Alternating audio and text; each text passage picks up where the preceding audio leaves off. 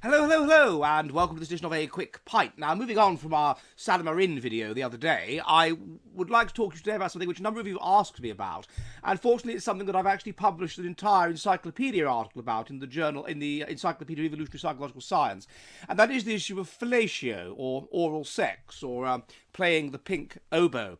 What is the evolutionary dynamics of oral sex? Now, fellatio is defined as the oral stimulation of the penis towards orgasm. It derives, of course, from the Latin word fellatus, meaning to suck, and it is a common form of foreplay and also a sexual end in itself. The fact that it has been documented among animals in ancient societies and among contemporary small-scale societies would, of course, imply that it has some evolutionary purpose. Flying foxes are known to engage in fellatio. Sex lasts longer between fruit bats if the male is first fellated. The Indian Kama Sutra, written in the 1st century AD, explores the subject of fellatio in some detail. The author believed it was practiced by promiscuous women and that it was ritually unclean and those that engaged in it should be shunned, but nevertheless he does talk about it. Homosexual fellatio is depicted on the Greek Attic red figure, Kylix, which is dated about 510 BC. Anthropologists have recorded fellatio among assorted tribal groups. The initiation rite of passage of the Sambir of Papua New Guinea involves prepubescent boys aged between 7 and 10 daily fellating older males and swallowing their semen because of the belief that they can only obtain their own semen this way.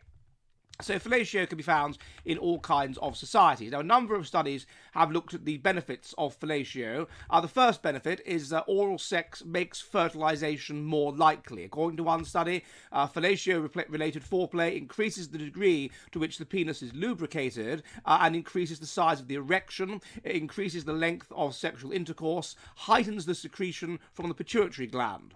And so all of these factors the study argues increase the likelihood of successful fertilization. Secondly, the same study found that the saliva may reduce the risk of passing on certain sexually transmitted diseases to the mother. So it ensures a healthier mother and healthier offspring. Third, research has shown that when women regularly swallow her partner's semen, so not just fellate him, but actually swallow the semen, her immune system becomes used to it, and this makes it more likely that the mother's immune system will accept the proteins in the father's semen. And it's been found that many miscarriages or preterm births occur because the mother's immune system treats these proteins in the fetus as foreign, enemy bodies. And indeed, it has been found that 82% of women without preeclampsia, which is a condition marked by high blood pressure during pregnancy, during which women can lead to miscarriages and preterm births and whatever, 82% regularly practiced fellatio on their partner. But only 44% of women with preeclampsia regularly practice fellatio and swallowed, I should emphasize, on their partner. So fellatio ensures that you are more likely to get, and swallowing ensures that you are more likely to get pregnant by that particular man, that you are more likely to have offspring by that particular man. And so in that sense, it can be regarded as a key strategic thing. There's no point wasting time on fellatio if you're just having sex for the sake of it and with lots of men and hoping that sperm selection will do the rest. If you want to get pregnant by that particular man, then of course swallowing his semen is going to help. So it seems to me that if a couple go to a doctor and they say, "Oh, we've been trying to have a child for a year with no success," one of the first things the doctor should say is, "Well, have you been fellating him?" And if she says no, then obvious what she needs to do. Now, fellatio appears to have evolved in part, as I say then, because it is associated with fertility and health. One study proposed other ideas. One is infidelity detection.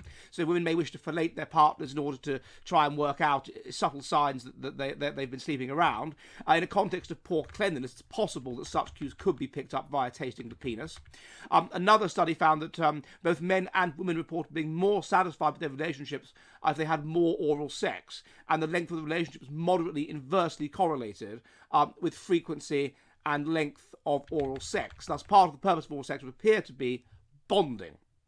Indeed, giving oral sex within a relationship has been shown to be positively associated with agreeableness and therefore with the capacity to feel strong bonds. So there are some religious dimensions to fellatio. There's the Sambir, who I mentioned earlier. In addition, the Manchu people of China, a mother shows affection to her son under the age of 2 by kissing his penis and putting it in her mouth. But I mean, otherwise, I guess these are sort of weird outlier things. In general, what is being demonstrated is that fellatio is seemingly an expression of some kind of K strategy, that you fellate in order to bond strongly with the individual and thus get pregnant by that specific individual, rather than just get pregnant by anybody. So it seems to me to be a K strategic trait, and the fact that it's practiced in other animals only goes to demonstrate that it's not some human perversion. It has clear evolutionary advantages. So I hope that's been of interest, and I will see you all soon, and tally ho. Hello, hello, hello! The Jolly Heretic is an online public house which meets on Mondays and Thursdays at 7 p.m. UK time, 2 p.m. New York, in which we discuss the kind of based, fearless science which is increasingly expunged from our woke, joke universities. If you would like to help the Jolly Heretic public house, and there are many ways you can do so, please, please, please become one of my patrons on Subscribestar. Also, if you want to, you can donate to the channel using Odyssey and Entropy, and you can also purchase Jolly Heretic merchandise, such as shirts and mugs. All of the links are in the description. Again, I'd be most violently grateful if you could assist the Jolly Heretic Public House, and I will see you all soon, and goodbye!